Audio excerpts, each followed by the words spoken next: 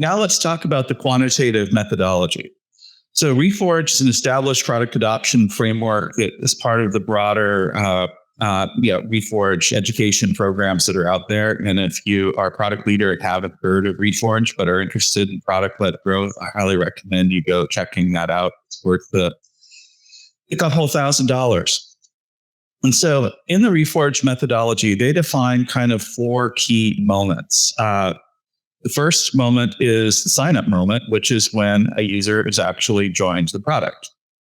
The setup moment comes post sign-up, which is what you need to do to actually be able to derive value from the product.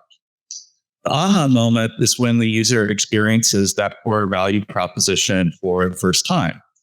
Then the habit moment is when they're receiving sustained value on an ongoing basis around your product.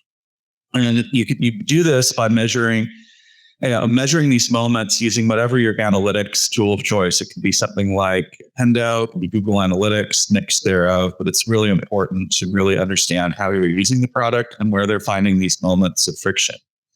Because what you'll find at the end of the day is that there's a very strong correlation between habit and gross and net retention. Habit customers are going to churn the least, and they're going to be the most likely to upsell, be upsold. And oftentimes when you first establish this methodology, you'll find that these numbers are a lot lower than what you think they're going to be, which gives you significant improvement to improve, both gross and net retention. The other thing to think about when you're using this process is that if you've got multiple use cases for your product, you probably have a Reforge funnel that would apply to each use case. Or if you also have dramatically different customer segments, they may have their own funnels as well. And as you go to expand upon this, you can start to think about cohorts of maturity. So for example, when I was at Hootsuite, we had the notion of, dormant, core and power users or casual. Casual, core, and power users. Each one of them had a different kind of Reforge funnel because a power user's behavior in the product's not going to look like what a very casual user is going to do. So anyways, that's the Reforge methodology. If you blend the two together, Jobs to be Done is going to give you the qualitative view, Reforge is going to give you the quantitative view, and using these two, you'll be well armed to instantly know if your product roadmap is actually focused on the right things. With that, I'll pause for questions. Awesome. Thank you, Ryan. So if anyone has questions, just write them in the chat as usual and then keep things off.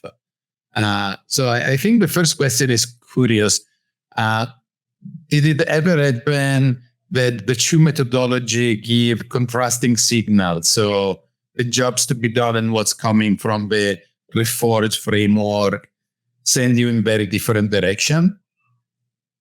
In general, I've seen not very much, but where you will see the convergence is the fringe use cases around jobs to be done that are on the edges of your product, because that's not part of your core user journey today, but could represent areas of customer pain that you should think about solving. So it's going to be those fringe areas where you'll see the divergence, but for your core adoption use cases, you'll see a very strong correlation. Like if you've got a gap in a job to be done that's part of your core workflow, that's probably where you're going to see customers struggling to get to those moments.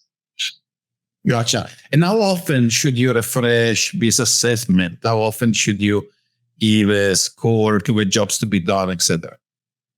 At least once a year, you might want to consider, if you're in a very dynamic space, looking at it either half a year or quarterly.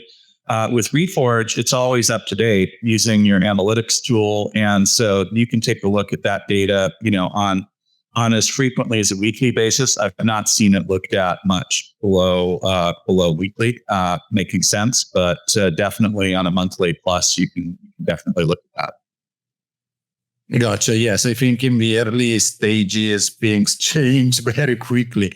Sometimes even the jobs to be done change very easily.